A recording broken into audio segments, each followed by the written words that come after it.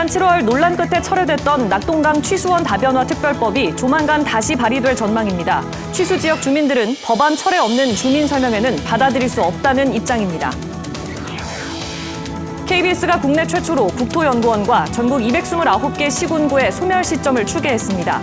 50년 안에 70여 곳에서 인구 2만 명선이 무너진다는 결과가 나왔습니다. 부산에서 전 연인을 살해한 30대 남성이 구속된 가운데 경찰이 사흘째 수사를 이어가고 있습니다. 사건 발생 전에 이 사건과 관련해 신고가 3차례 접수됐는데도 피해를 막을 수는 없었습니다. 소각장 광역화를 두고 진주시와 사천시의 공방전이 이어지고 있습니다. 경상남도의회는 경상남도에 중재를 적극적으로 나설 것을 요청할 예정입니다.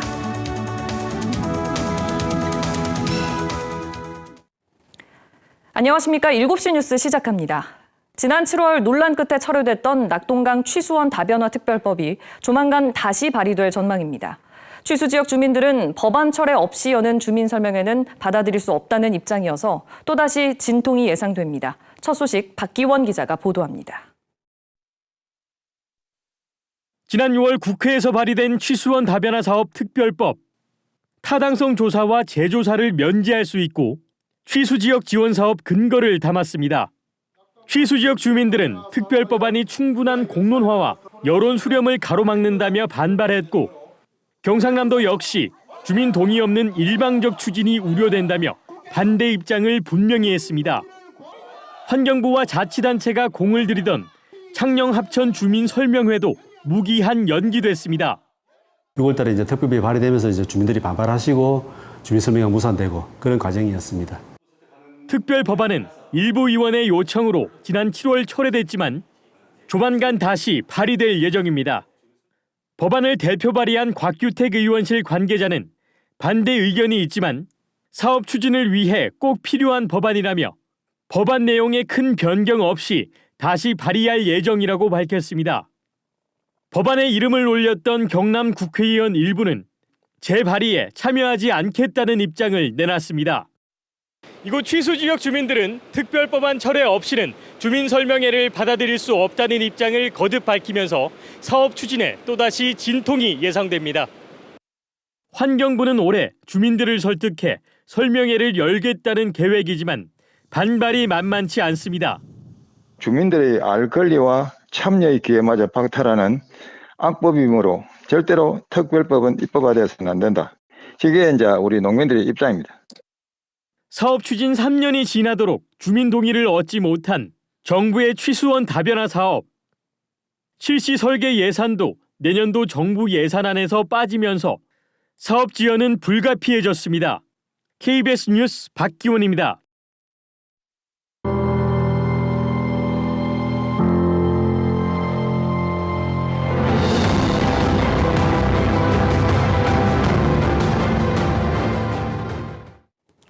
사상 최저 합계 출산율, 대한민국의 미래를 진단하는 연속 보도, 오늘 마지막 순서입니다. 심각한 저출생 고령화는 결국 소멸로 이어집니다. 인구 2만 명 선이 무너지면 지역의 기능적 소멸이 시작되는데요. KBS는 국내 최초로 국토연구원과 전국 229개 시군구의 소멸 시점을 추계했습니다. 그 결과 50년 안에 78곳에서 인구 2만 명 선이 무너진다는 충격적인 결과가 나왔습니다. 이형관 기자의 보도입니다. 산비탈에 자리한 거대한 석재 구조물. 일제강점기인 1939년에 만든 근대 선광시설, 용화광산 선광장입니다. 당시 광산 주변은 사람이 많은 큰 골짜기라는 뜻에서 대티골이라 불렀습니다. 지금보다는 뭐 100 이상 많았지만 그 당시에는 집이 여기가 그래도 한 7, 80호 정도 있었지. 굴바도 타고 뭐 놀고 뭐 그랬던 기억은 좀 있지. 번영은 길지 않았습니다. 채산성 악화로 광산이 문을 닫았기 때문입니다. 1970년대 7만 명이던 인구는 계속 줄었고 결국 2만 명 선이 무너졌습니다. 현재 인구는 15,000여 명. 섬 지역을 제외하고 우리나라에서 가장 적습니다. 아이가 태어나면 정말 눈이 번쩍 뜨이고 또 어른이 돌아가신다면 가슴이 철렁내라는 게 우리 집 현실입니다. 어떻게 하면 저희도 인구를 지켜내느냐, 또 우리 인구를 유입시키느냐 이런데 굉장히 총력을 좀 집중하고 있거든요. 시, 군구, 기초자치단체의 인구가 2만 명 아래로 내려가면 공공, 민간 서비스도 유지할 수 없습니다. 경북 영양에는 철도도, 고속도로도, 왕복 4차선 도로도 없습니다. 면적은 서울보다 1.3배 더 크지만 군 전체 신호등은 단 12개뿐입니다. 오가는 사람이 없다 보니 국내 버스 한 대당 하루 운행 수입은 2만 원도 되지 않습니다.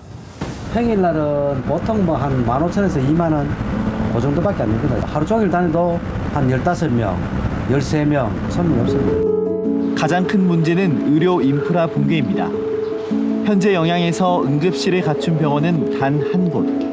환자들이 몰리면 제대로 된 치료를 제공하기 어렵고 평소에 오면은 2시간, 3시간 어떨 못하고 갈 때도 있어. 복잡해가지고. 응급 환자들은 먼 곳까지 가야 합니다.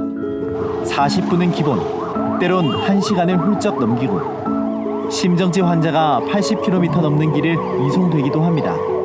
사람이 떠나고 인프라가 무너지는 악순환. 인구 2만 명이 붕괴된 지역의 현실입니다. 혼자 하기 좀 벅찬 면이 많이 있어요. 의원 한 개, 병원 한 개인데 그마저도 아주 위태위태합니다. 결코 영양군만의 얘기는 아닙니다. KBS가 국내 최초로 국토연구원과 전국 229개 시군구의 소멸 시점을 추계했습니다. 앞으로 30년 뒤 경남 의령과 전남 강진 등 지방 소도시 39곳이, 50년 뒤에는 부산 중구와 대구 남구 등 광역시는 물론 서울 용산구와 경기 광명시 등 수도권까지 모두 78곳에서 인구 2만 명 선이 무너질 것으로 예측됐습니다. 저출생 고령화와 수도권 인구 이동이 맞물려 국토 전반에서 기능 소멸이 나타나는 겁니다.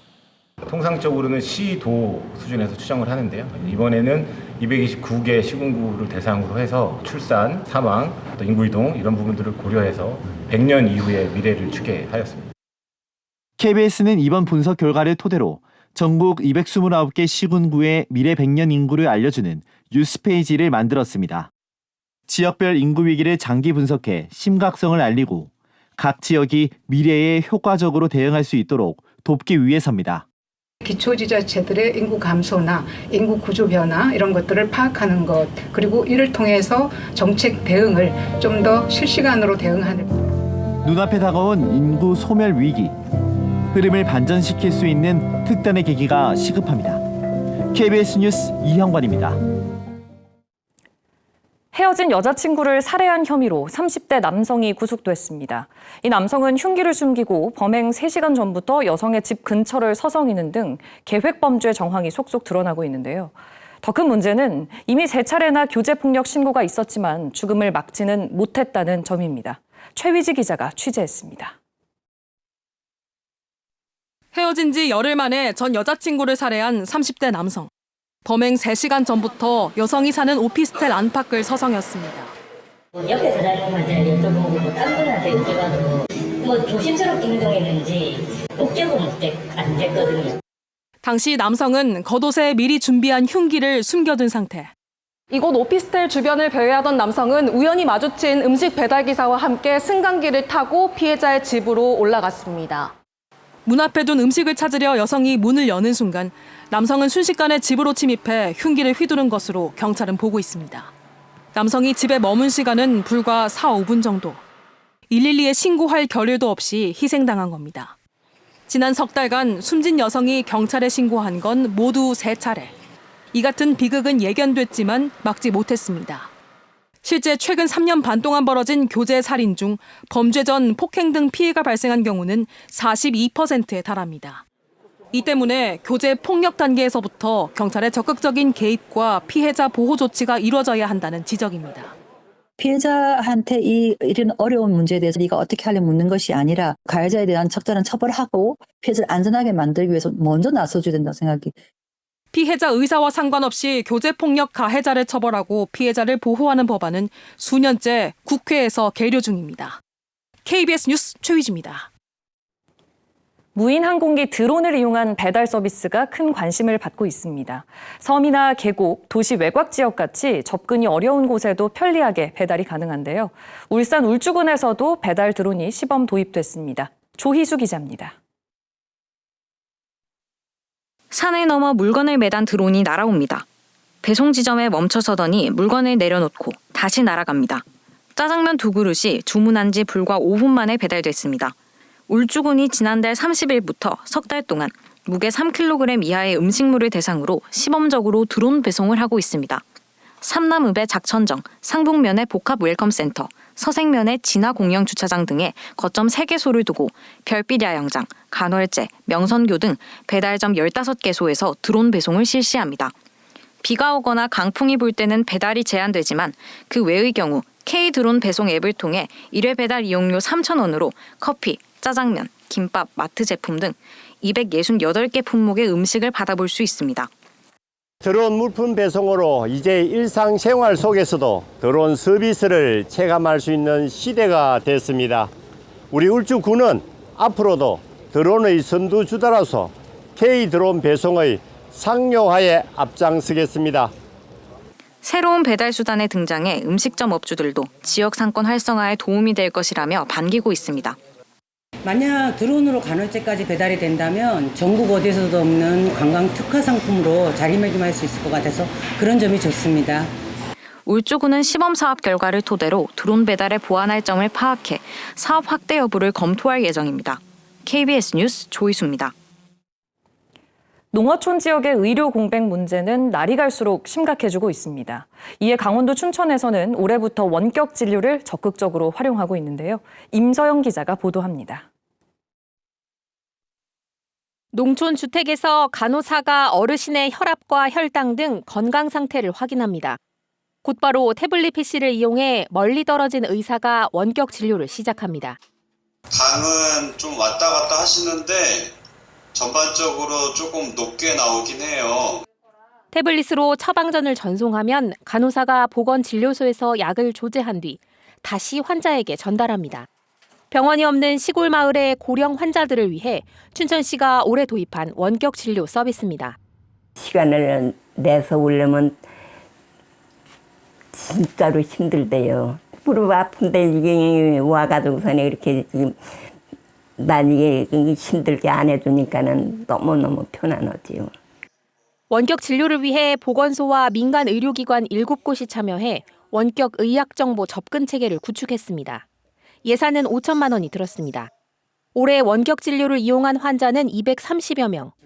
만성 질환을 가진 농촌 지역 고령 환자들은 병원이나 약국을 힘들게 찾아갈 필요가 없어 호응이 높습니다. 당뇨나 고혈압 같은 만성 질환 때문에 주로 이제 약이랑 설명으로 관리하신 분들한테는 굉장히 효과적인 것 같고요. 특히 공중보건이 부족에 따른 농어촌 의료 공백이 심각한 상황에서 원격 진료가 그 틈을 메우고 있습니다. 춘천시는 원격 진료에 참여할 민간 의료기관을 추가로 모집해 사업을 확대할 예정입니다. KBS 뉴스 임서영입니다. 추석을 앞둔 이맘때면 햅쌀 수확에 대한 기대감이 큰데요. 긴 폭염과 장마로 벼 병해충이 기승을 부려 수확을 앞둔 농가의 근심거리가 되고 있습니다. 이 소식은 이수진 기자가 보도합니다. 한창 벼 이삭이 패는 농촌 들녘. 하얗게 말라 죽은 벼가 속속 눈에 띕니다. 멀쩡해 보이는 벼 줄기를 헤쳐보니 엄지손톱 길이만한 애벌레들이 꿈틀거립니다. 벼에 치명상을 입히는 이화명 나방 유충입니다. 한 3년 전부터 이렇게 심하게 나타났어. 약을 뿌려도 죽더라는 애들. 옛날처럼 태웠으면 없었을란가도 모르는지. 인근의 또 다른 들녘.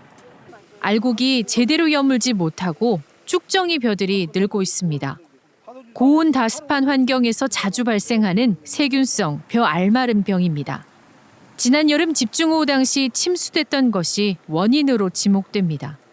작년보다도 농약을 지금 2번, 3번 더 한 건데도 이렇게 이제 안 되니까 어떻게 해볼 방법은 없죠. 이게 계속 번지면은 수확량이 한 30% 이상 떨어질 것 같아요. 또 진안 등 전북 산간과 충남과 전남 등에선 외래해충인 벼멸구 밀도가 예년보다 높게 확인되고 있습니다. 긴 폭염과 장마로 벼가 덜 자라거나 웃자라 병해충에 취약하기 때문입니다. 그 발생을 지금 모니터를 계속 하고 있거든요. 그 자료를 통해서 아마 올 연말쯤부터 분석을 해서 관계 시기 조절이라든지. 농촌진흥청은 추석을 앞두고 고온의 날씨가 지속돼 병해충 우려가 크다며 적기의 방제를 당부했습니다. KBS 뉴스 이수진입니다. 홍명보 감독이 이끄는 축구대표팀이 잠시 뒤 8시에 팔레스타인을 상대로 북중미 월드컵 3차 예선을 시작합니다. 논란 속 10년 만에 첫 발을 내딛는 홍명보 감독은 그 어느 때보다 확실한 승리가 필요합니다. 이무형 기자입니다.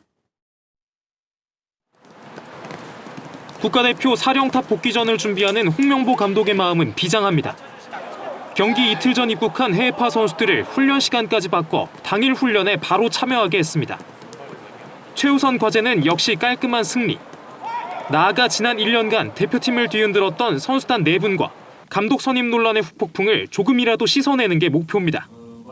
첫 경기고 많은 분들의 또 기대도 있을 거라고 생각이 듭니다. 하지만은 일단은 저희는 이제 처음 시작하는 거에 맞춰서 기본적으로 승리에 초점을 맞추겠습니다. 홍명보 감독의 10년 만에 대표팀 사령탑 복귀전 상대는 팔레스타인입니다. 피파 랭킹 96위인 팔레스타인은 우리보다 객관적 전력에선 한 수 아래지만 지난 아시안컵에서 장점인 측면 공격을 앞세워 만만치 않은 경기를 펼친 바 있습니다. 승리가 필요한 우리 대표팀도 방심하지 않고 주장 손흥민 등 주축 선수들이 총출동할 것으로 보입니다. 역사적으로 또 하나의 기록이 될 수 있는 날들을 특별한 승리로 장식해서 제 기억 속에 좀 오랫동안 남을 수 있었으면 좋겠습니다. 홍명보호가 팔레스타인전을 통해 흔들림 없이 출발할지 관심이 모입니다. KBS 뉴스 이무형입니다. 이어서 진주에서 전해드립니다. 무산 위기에 놓인 진주와 사천의 광역 소각장 사업이 다시 원점으로 돌아갔습니다. 최근 진주와 사천 모두 광역 소각장의 필요성을 언급하면서 꺼져가던 사업 추진의 불씨가 되살아났는데요. 하지만 가장 민감한 소각장 위치 문제를 놓고 두 자치단체가 평행선을 걷고 있습니다. 보도에 이대환 기자입니다. 2년을 끌어온 진주 사천 광역 소각장 논의가 무산 수순에 들어간 건 지난 5월입니다. 소각시설의 광역화 문제도 선통합 후 설치라는 전제하에 진행될 수 있는 사안이라고. 이후 진주시가 독자 추진 의사를 밝히자 사천시도 기존 소각장 증설 계획으로 맞불을 놨습니다. 진주시가 단독으로 추진하고자 하는 그런 의사 때문에 실제로 강력화가 무산되는. 하지만 최근 변수가 생겼습니다. 진주시가 광역 소각장 전제 조건인 행정 통합을 포기한다면 사천시는 사업을 재검토하겠다고 입장을 밝혔기 때문입니다. 진주시는 보도자료를 통해 사천시 의사를 환영하며 행정 통합 조건을 철회하겠다고 밝혔지만 이번에는 다른 조건을 내걸었습니다. 광역 소각장을 진주가 아닌 사천에 설치하라는 겁니다. 사천시는 즉각 반발했습니다. 진주 소각장 설치, 사천 참여라는 지난 2년간 두 도시의 실무 협의 결과를 완전히 무시한 처사라는 비판입니다. 실익 없는 공방전이 계속되자 경남도의회가 최근 중재에 나섰지만 양측 실무진의 입장 차이만 확인했습니다. 양 시장의 정치적 판단이 우선되어야 시작을 할 수 있는 입장이라 도의회에서는 양 시장이 서로 만나서 결정하도록 역할을 할 생각입니다. 비수도권 생활 폐기물 직매립 전면 금지까지 남은 시간은 5년. 경상남도는 공사 기간 등을 고려해 광역 소각장 추진 마지노선까지 1, 2년 시간이 남은 만큼 중재안 도출에 나서겠다는 원론적인 입장뿐입니다. KBS 뉴스 이단입니다. 산천군이 꿀벌 개체수가 급감하는 문제를 연구하기 위한 국비를 확보했습니다. 산천군은 과학기술정보통신부의 스마트 빌리지 사업 공모에 꿀벌의 동면 상태 유지 데이터 실증 사업이 선정돼 국비 7억 6천만 원을 확보했다고 밝혔습니다. 산천군은 꿀벌의 안정적인 월동 조건을 찾는 연구를 할 예정입니다. 사천시가 추석 연휴 사천 바다 케이블카를 정상 운영합니다. 사천시는 닷새에 이르는 연휴 기간 많은 방문객이 찾을 것으로 보고 상품권과 농특산물 기념품 증정 등 이벤트도 진행한다고 설명했습니다. 진주시가 중소사업체를 대상으로 중대재해 예방을 위한 컨설팅을 지원합니다. 이 사업은 5인 이상 50인 미만의 중소사업체 5곳을 선정해 최대 4차례까지 무료로 진행합니다. 진주시는 안전관리 전문기관에 위탁해 기업의 위험 요인을 파악하고 점검과 교육을 지원할 계획입니다. 남해군이 다음 달부터 행정복지센터 9곳에서 도입한 점심시간 휴무제를 군청 민원실과 남해읍 행정복지센터로 확대 운영합니다. 남해군은 한 달 동안 시범 운영한 뒤 오는 11월부터 전면 확대할 예정입니다. 점심시간 휴무제는 낮 12시부터 오후 1시까지 1시간 동안 전화 등 민원 서비스를 중지하는 제도입니다. 지금까지 진주에서 전해드렸습니다. 북한이 어제와 오늘 480여 개의 쓰레기 풍선을 날려보냈다고 합동참모본부가 발표했습니다. 합참은 풍선을 발견하더라도 되도록 만지지 말고 군부대나 경찰에 신고할 것을 당부했습니다. 김종수 기자의 보도입니다. 북한이 어제부터 오늘까지 480여 개의 쓰레기 풍선을 살포했다고 합동참모본부가 밝혔습니다.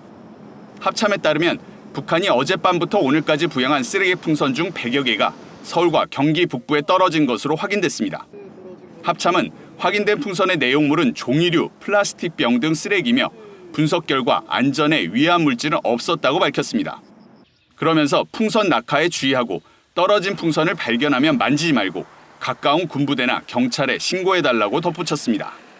북한이 어제 남쪽으로 쓰레기 풍선을 띄운 것은 지난달 10일 이후 25일 만입니다. 북한은 지난 5월부터 남측 일부 단체의 대북전단 살포에 반발하는 의미라면서 풍향에 따라 쓰레기 풍선을 보내고 있습니다. 북한은 때때로 남풍, 남서풍이 불 때 풍선을 부양하기도 하는데 이 때문에 부양한 개수보다 우리 지역으로 넘어온 풍선이 적은 것으로 관측되고 있습니다. KBS 뉴스 김종수입니다. 가자지구 전쟁 휴전 협상이 최종 쟁점을 둘러싸고 진통을 겪고 있습니다.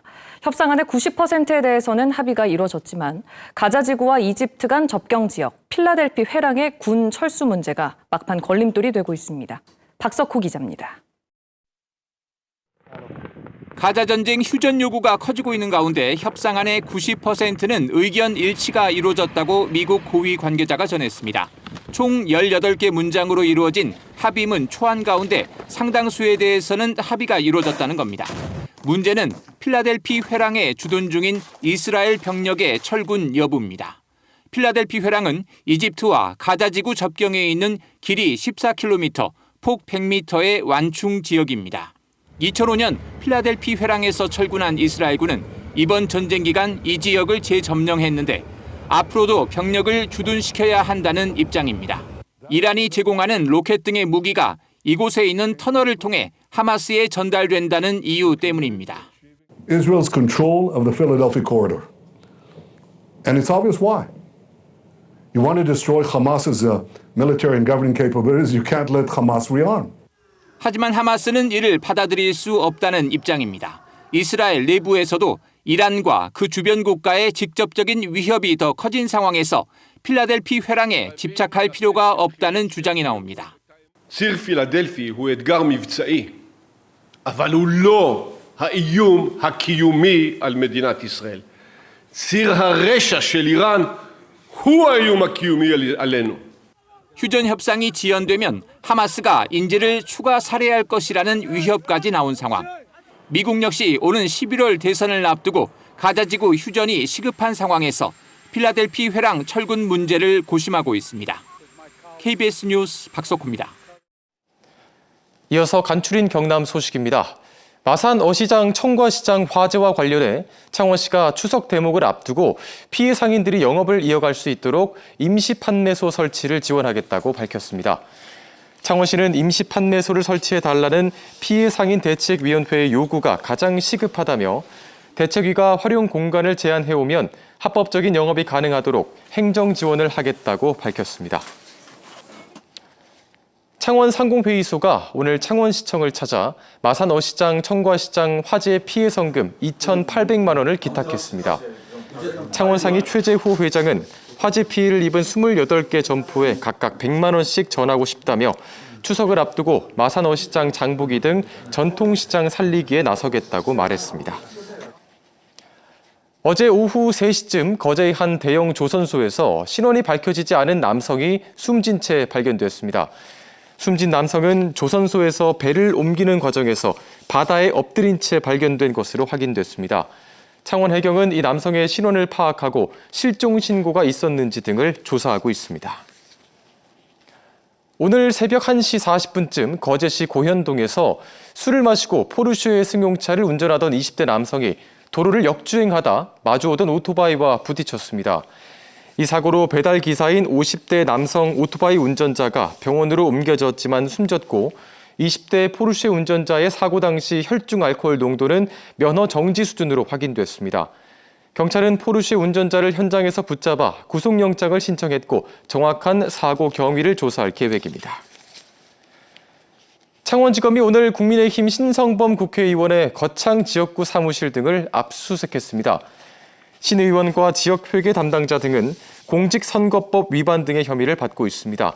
검찰은 수사 중인 사안으로 압수수색 장소들과 수사 대상자 등을 밝힐 수 없다고 설명했습니다. 경남교육청 등이 강당 등이 개방된 학교와 교육청 소속 도서관 등 다중이용시설 76곳에 불법 촬영 카메라 탐지 장비 706대를 설치했습니다. 이 장비는 실시간으로 불법 촬영기기 통신 정보를 수집하고 의심되는 데이터가 있으면 알림과 동시에 차단하는 역할을 합니다. 창원시가 팔룡터널 운영 중단을 막기 위해 매달 1억 원씩 지원하기로 했습니다. 이는 현재 팔룡터널 한 달 운영비 2억 2천만 원의 45% 수준으로 창원시는 향후 반환 정산 받을 계획이라고 밝혔습니다. 창원시는 내년 상반기를 목표로 근본적인 문제 해결을 위해 재구조와 협의를 이끌어내겠다고 설명했습니다. 국가유산청 국립가야문화유산연구소가 오늘 김해에서 복합문화공간인 가야역사문화센터를 개관했습니다. 국립가야역사문화센터는 수장고와 전시실, 강당 등을 갖추고 있으며 1층 공간을 우선 개방합니다. 가야역사문화센터는 오는 9일부터 개관 기념 특별전도 진행합니다. 지금까지 간추린 경남 소식이었습니다. 정부가 제주에 공항 하나를 더 짓는 제2공항 건설 사업을 확정했습니다. 일출복으로 유명한 성산 지역이 예정 부지인데 제주 지역의 최대 현안이자 오랜 찬반 갈등 사안이었던 만큼 추진 과정에 적잖은 진통이 예상됩니다. 강탁균 기자입니다. 서귀포시 성산읍 혼인지 일대, 이곳 550만 제곱미터의 제주 두 번째 공항이 건설됩니다. 지금 제주공항과 비슷한 3.2km 활주로와 터미널 등이 조성돼 연간 1,690만 명의 여객을 처리할 수 있습니다. 총 사업비는 5조 4,500억 원입니다. 향후 증가가 예상되는 국내외 항공 수요를 수용할 수 있게 되어서 제주 지역의 관광객 증가 및 경제 활성화 효과도 기대됩니다. 정부의 기본계획 고시로 찬반 갈등이 다시 수면 위로 올라왔습니다. 찬성 측은 원래 내년 개항이 목표였지만 일정이 늦춰진 만큼 남은 절차를 조속히 추진해야 한다고 강조했습니다. 국토부는 기재부와 협의 과정에서 감액 축소한 사업비를 원안대로 환원시켜 제2공항 건설에 차질이 없도록 해야 할 것이다. 반대 측은 기본계획 고시를 원천 무효해야 한다면서 사업 근거인 공항 예측 수요도 연간 4천만 명 아래로 떨어졌다며 주민투표를 요구했습니다. 제주도의 권한으로 넘어왔기 때문에 환경영향 평가 과정에서 도지사가 주민투표를 결정하는 것도 법적으로 가능하다라고 판단하고 있습니다. 마지막 절차는 환경영향평가입니다. 제주특별법에 따라 환경부가 아닌 제주도가 협의 권한을 갖고 있습니다. 또 찬반 갈등이 극심한 상황에서 도의회 동의도 받아야 해 절차가 마무리될 때까지는 2년 이상 걸릴 수 있습니다. KBS 뉴스 강탁균입니다. 뛰어난 자연 경관을 자랑하는 필리핀의 한 대표 휴양지가 무기한 폐쇄됐습니다. 바닷속 산호에 누군가가 낙서를 했기 때문인데 한국인으로 추정되는 이름들도 적혀 있었습니다. 정윤섭 특파원이 취재했습니다. 스노클링과 다이빙 장소로 유명한 필리핀 보홀주 버진 아일랜드. 이곳 일부가 무기한 폐쇄됐습니다. Planong ipasara ng lokal na pamahalaan ng Bohol ang isang sikat na dive site sa Panglao. 이유는 바닷속 산호초가 낙서로 훼손되고 있기 때문입니다. 직경 3m가 넘는 산호 표면에 영어 글자들이 새겨져 있습니다. 한국인 이름으로 추정되는 글자도 보입니다. 한 다이빙 강사가 최근 낙서가 늘어난 것을 발견해 소셜미디어에 올렸고 필리핀 당국이 조사 끝에 폐쇄를 결정한 겁니다. 나아가 보홀주 주지사는 산호초 훼손에 대한 정보를 주는 사람에게 우리 돈 약 118만 원의 현상금을 주겠다고 제안했습니다. 그러면서 한국인 관광객이 만든 영상을 올렸습니다.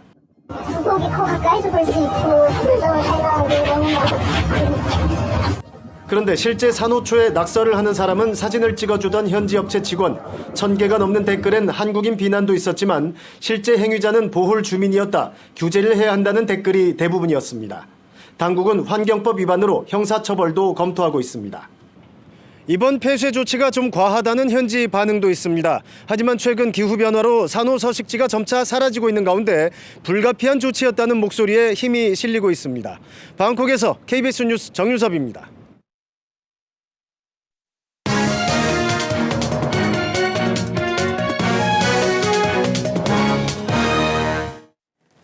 타인의 얼굴에 음란물을 합성해 유포하는 딥페이크 성범죄가 교육 현장에까지 확산되면서 불안감이 커지고 있습니다. 경남교육청 민주시민교육과 배경환 과장 모시고 이 딥페이크 범죄 예방 대책 자세히 들어보겠습니다. 먼저 과장님, 2학기 개학과 동시에 딥페이크 범죄가 교육 현장에 번졌습니다. 그래서 학부모들께서는 혹시나 내 아이가 피해자는 아닐까 혹은 가해자는 아닐까 불안해하고 계시거든요. 경남교육청에서도 이 딥페이크 범죄 사건을 계기로 실태 조사를 하셨죠? 예, 먼저 오늘 이 자리에 나올 때 우리 교육감님께서 도민들을 대상으로서 먼저 용서를 구하라는 그런 멘트를 주셨습니다. 그래서 제가 먼저 사죄의 뜻으로 먼저 인사 말씀을 드리겠습니다. 우리 경남교육청은 이 사건에 대해서 책임을 매우 느끼고 있고 특히 부서장으로서 깊은 유감을 표합니다. 그리고 현재 교육부와 연동해서 저희들이 실태 조사를 하고 있고 그리고 계속 매주 같이 공유를 하고 있습니다. 그리고 실제적으로 저희 경남 교육청의 조사한 바에 의한다면 한 24건 정도가 지금 발생하고 있고 이 사안의 특수성이 피해자가 이제 모르고 지나는 경우가 되게 많습니다. 그래서 계속 사안들이 아마 계속 발굴되리라고 생각하고 있습니다. 이 24개 학교 가운데는 뭐 초등학교까지도 포함이 됐다고 하더라고요. 예. 그러니까 피해 학생과 가해 학생에 대한 어떤 보호, 처벌은 지금 어떻게 이루어지고 있습니까?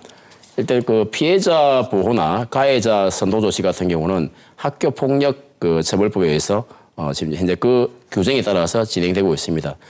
피해자 보호 같은 경우는 1호에서 6호까지 주로 내용은 심리 치료 및 조언, 그다음에 긴급 조치 또는 크게 나중에 피해자뿐만이 아니고 피해자 가족까지 치료라든지 심리 지원을 하고 있는 중입니다. 그리고 가해 학생 선도 조치 같은 경우는 1호부터 9호, 1호 같은 경우는 이제 서면 사과, 9호 같은 경우는 퇴학입니다.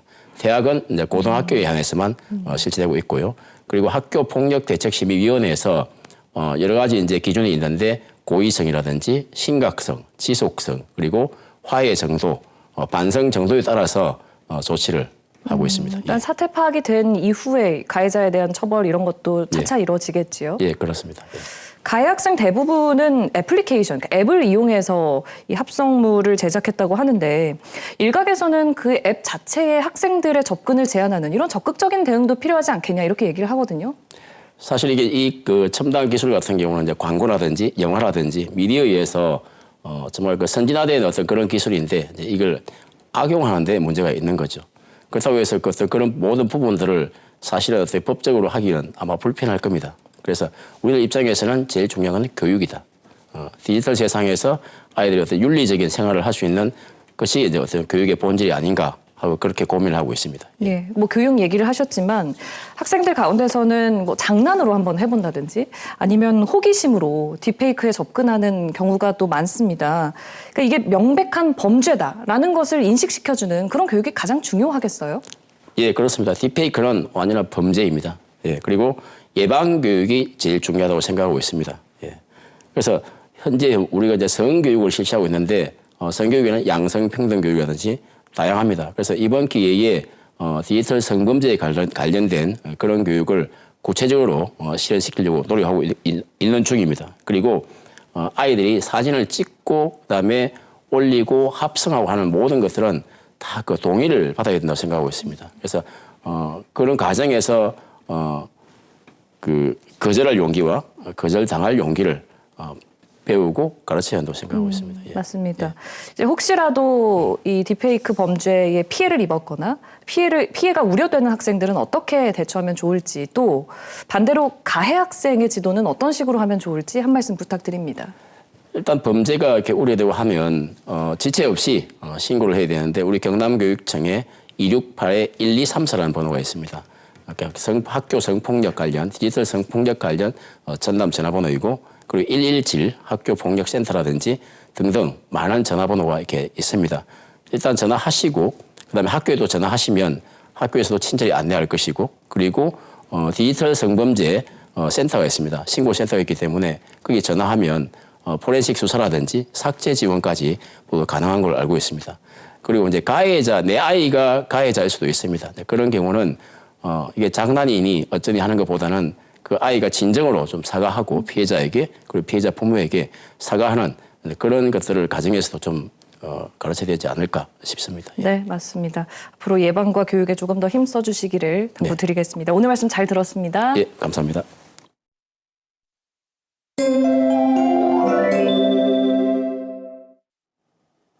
다시 더위가 찾아왔습니다. 오늘 합천의 낮 최고 기온이 34.7도까지 오르는 등 예년보다 7도가량 높았고, 동부를 중심으로는 폭염주의보가 확대됐는데요. 내일도 대부분 지역이 32에서 3도 안팎으로 늦더위가 이어지겠습니다. 기온이 크게 오르면서 대기가 무척 불안정해지겠는데요. 내일 오전부터 모레 새벽 사이 곳곳에 5에서 40mm 정도의 소나기 가능성이 있겠습니다. 내일 경남의 하늘 구름 많겠고 습도가 높아서 체감 온도가 더욱 높겠습니다. 내일 아침 창원이 25도, 통영이 24도를 보이는 등 해안을 중심으로 열대야 현상이 나타날 수 있겠고요. 한낮에는 창원이 32도, 밀양이 33도까지 오르면서 예년보다 3에서 6도가량 높겠습니다. 서부 지역도 진주가 23도, 거창이 22도로 출발하는 아침이겠는데요. 한낮에는 산청이 31도, 하동이 33도까지 오르겠습니다. 바다의 물결은 동해남부 먼바다에서 최고 2m로 일겠고, 남해안에서는 높은 너울을 주의하셔야겠습니다. 주말에도 곳곳에 소나기 가능성이 있겠고요. 당분간 32도 안팎의 늦더위가 길게 이어지겠습니다. 날씨였습니다. 7시 뉴스 마칩니다. 시청해주신 여러분 고맙습니다.